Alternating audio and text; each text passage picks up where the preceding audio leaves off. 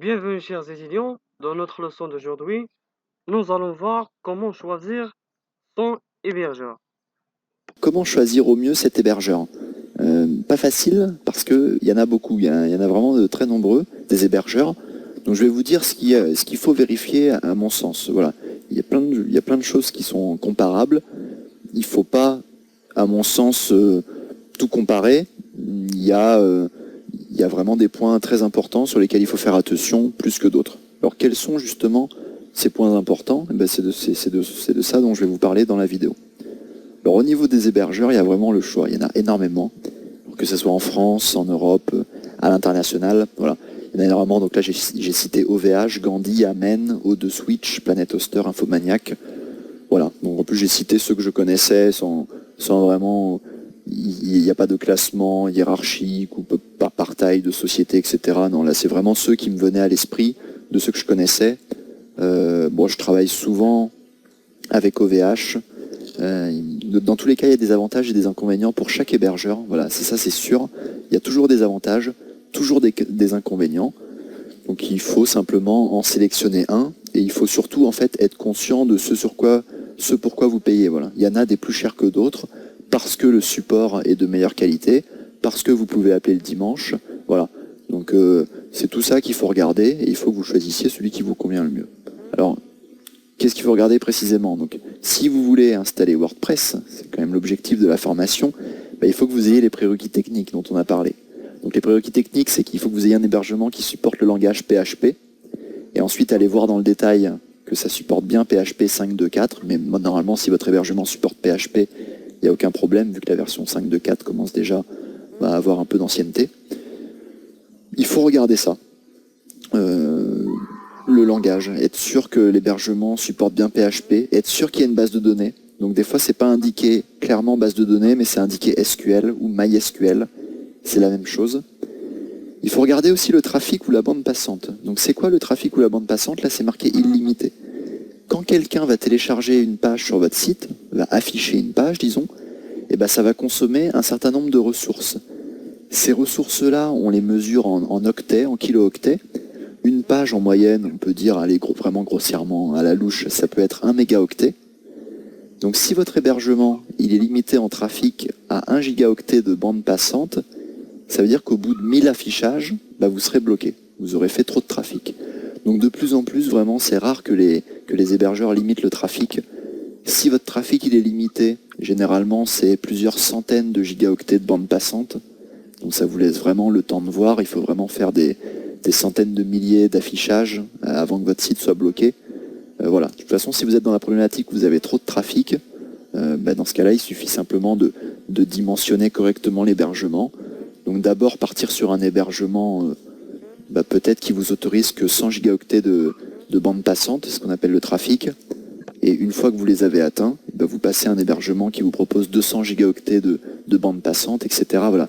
Souvent, quand c'est limité en valeur mensuelle. C'est-à-dire que tous les mois, le compteur se remet à zéro. Voilà. Bon, je vous rassure, c'est vraiment très rare aujourd'hui. Enfin, si vous avez ce problème de trafic, ça veut dire que vous êtes dans le cas vraiment d'un site très, très important.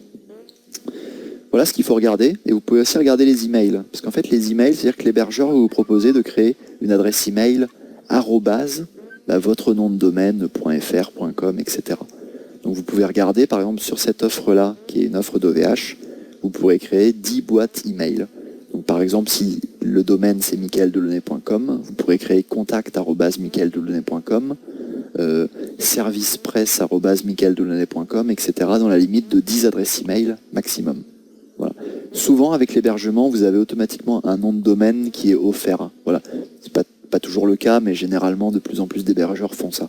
Donc le nom de domaine, c'est michaeldelaunay.com, c'est office de tourisme d'Aigrefeuille.fr, etc. Voilà, le nom de domaine, c'est le nom de votre site. Il faut regarder aussi l'espace offert par l'hébergeur. C'est ce qu'on a vu là dans la slide précédente, je vais vous la remontrer. L'espace disque 100 gigaoctets. C'est-à-dire que vous ne pourrez pas mettre plus que ça sur le serveur que vous proposez, en l'occurrence OVH. Il faut savoir que WordPress, c'est environ 20 mégaoctets. Voilà. Donc 100 gigaoctets, c'est pas nécessaire, vu que WordPress, c'est que 20 mégaoctets. Mais en fait, qu'est-ce qui va venir ajouter à ces 20 mégaoctets? qu'est-ce qui va venir s'ajouter? Votre contenu. Et en fait, qu'est-ce qui va faire la différence? C'est pas tant si vous avez 1000 pages, 1000 articles. Bon, c'est vraiment le nombre de photos. Voilà. Donc si vous n'avez aucune image particulière sur votre site, si vous avez vraiment une photo tous les 4 articles, 500 mégaoctets, ça va vraiment suffire amplement. Voilà, prenez 1 gigaoctet pour avoir de la place, mais ça sera large. Par contre, si vous avez vraiment de nombreuses images, dans ce cas-là, par exemple, si vous avez un site de recettes de cuisine, il faudra vraiment plusieurs gigaoctets. Si vous avez un site de recettes de cuisine que vous mettez à jour quotidiennement et dans chaque recette, il y a 10 images en provenance de votre appareil photo numérique, là, vraiment, vous allez voir que les 100 gigaoctets vont vous servir. Voilà. Donc, c'est vraiment la taille de votre contenu qui va faire en sorte qui va créer le choix en fait de cet espace disque, tout en sachant, moi c'est vraiment ce que je répète à mes clients, je conseille de jamais surdimensionner l'hébergement. C'est-à-dire que prenez un hébergement même qui vous paraît un peu faible, et bien si toutefois dans 6 mois vous avez besoin d'un hébergement plus élevé, vous verrez l'hébergeur va vraiment vous laisser la possibilité d'upgrader en fait. Voilà, vous allez monter en gamme. Voilà. Vaut mieux faire ça, comme ça au début vous payez, je sais pas, 5 € par mois, et ensuite vous montez en gamme, vous payez 10 € par mois, puis 20 € par mois, que tout de suite prendre l'hébergement à 30 € par mois en se disant je serai tranquille. Donc c'est vrai, vous serez tranquille, mais bon, est-ce que c'est vraiment nécessaire de dépenser de l'argent inutilement dans un hébergement que vous allez utiliser à peine à 10%? Voilà. L'espace offert par l'hébergeur, voilà, c'est quelque chose de très intéressant à regarder. Et surtout, pour moi, c'est vraiment le dernier point. Voilà, c'est est-ce qu'il y a les prérequis, est-ce qu'il y a bien la base de données, j'ai combien d'espace et est-ce que le trafic n'est pas limité? Ensuite, c'est le support. Voilà. Donc vous allez voir, bien souvent, c'est ce qui justifie les écarts de coûts. Bon, chez de nombreux hébergeurs, vous n'aurez pas d'assistance technique le dimanche. Voilà. Après, vous verrez, il y a des supports, par exemple chez OVH, il y a le support VIP qui vous permet justement de pouvoir appeler à des horaires un peu plus larges. Voilà. Là, j'ai pris l'exemple de O2 Switch. Voilà, service téléphonique ouvert du lundi au samedi, de 9h à 12h, de 14h à 19h. Regardez bien le niveau de support, regardez les avis clients. Voilà, là, il y a eu 60 évaluations. Vous avez plein de sites comparatifs pour les hébergeurs. Donc prenez le temps vraiment de comparer les hébergeurs et ensuite faites votre choix. Peut aussi se poser une question. Peut-être que vos amis vont vous en parler ou peut-être que c'est une question que vous êtes déjà posée. Hébergement dédié ou mutualisé? Si je vais sur la page d'OVH, qui est ici, on s'aperçoit que dans la section web, j'ai des hébergements, et vous allez voir qu'en fait, il n'y a pas que des hébergements mutualisés. Donc là, section web, c'est l'hébergement web mutualisé, et dans la section dédiée, j'ai aussi l'option de prendre un serveur dédié. Donc il y a vraiment une section là mutualisée, dans web, et une section dédiée. Donc c'est quoi la différence entre les deux? Donc l'hébergement mutualisé, en fait, vous êtes plusieurs sur la même machine. Voilà. Il y a un PC qui s'arrête jamais, il y a un serveur, vous serez peut-être 10, 100, voire même sur cette même machine. Voilà. Sur un dédié, vous serez tout seul. Voilà. Alors, il faut se méfier parce que sur un serveur mutualisé, vous serez 1000 sur la même machine, mais cette machine sera bien plus puissante, en fait. Voilà. Les avantages, c'est que vous n'aurez pas à vous occuper de la maintenance de cette machine. C'est OVH ou votre hébergeur qui va s'en occuper. Et les avantages, c'est que le coût, généralement, c'est plus faible qu'une machine qu'on vous mettrait à disposition, donc un serveur dédié. Les inconvénients, c'est que si vous avez un site vraiment extrêmement gros, les performances, ça sera généralement plus faible que sur un serveur dédié. Et en plus, la configuration, vous ne pourrez pas la personnaliser. Voilà. Sur un serveur dédié, vous aurez l'avantage, en fait, vous serez libre d'installer vos POPs outils, etc., de personnaliser tout le serveur.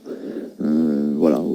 Vraiment, au sein de la formation là, que je suis en train de vous présenter, que vous ayez un hébergement dédié ou un hébergement mutualisé, ça va strictement rien changer parce qu'on n'entrera pas dans ces considérations de configuration du serveur, etc.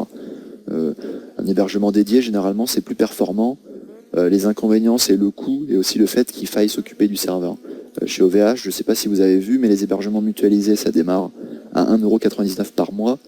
Les hébergements dédiés, c'est déjà à partir de 80 € par mois. Donc voilà.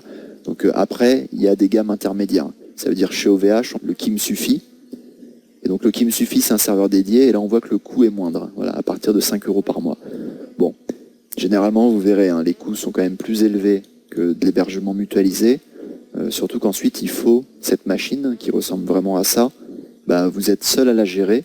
Si la machine elle est arrêtée, c'est à vous de la redémarrer, par exemple. Donc à distance, bien sûr. Après, Après, il y a des outils qui peuvent vous aider. Mais quelque part, la complexité est quand même plus élevée que sur un hébergement mutualisé. C'est ce qui va justifier le fait que le coût sera plus élevé. Vous allez devoir mettre à jour votre serveur, parce que personne sinon va le faire pour vous, etc. etc. Ce qu'on a couvert au sein de cette vidéo, c'est que c'est important pour l'hébergement qu'il soit bien dimensionné à votre site. Donc pour ça, faites vraiment attention aux points que j'ai détaillés dans cette présentation. Il n'y a pas besoin d'aller voir plus loin que ces points. Voilà, vraiment, vous aurez plein de données techniques. Bon, c'est pas très important. En tout cas, là, vraiment pour cette formation. Si votre site il a une vocation professionnelle, faites attention au support. Ça veut dire que s'il n'y a pas de support le week-end et qu'il arrive un problème à votre site le samedi matin, il faudra être conscient que c'est pas grave. Votre site, il reviendra en ligne peut-être que le lundi matin quand vous aurez réussi à joindre quelqu'un du support.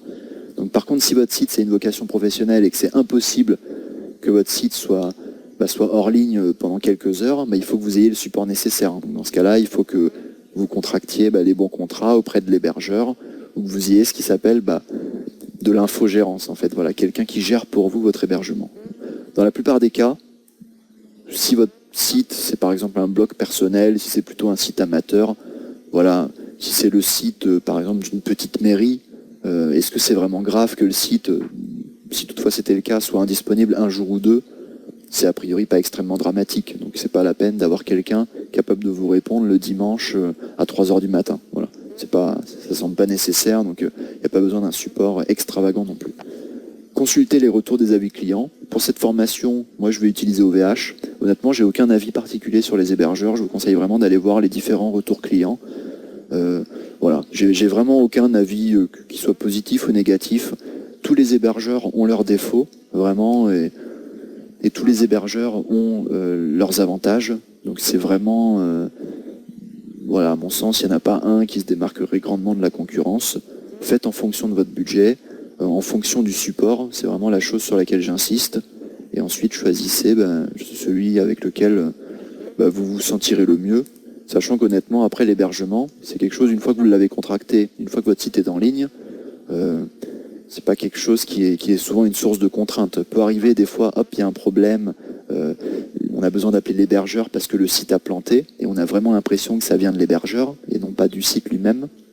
Ces problèmes-là, c'est des problèmes généralement, quel que soit l'hébergeur, qui surviennent assez rarement. Voilà, c'est un problème que vous aurez peut-être une fois par trimestre, voilà, parmi les plus gros hébergeurs. Merci beaucoup de m'avoir écouté, et à très bientôt pour la suite de la formation.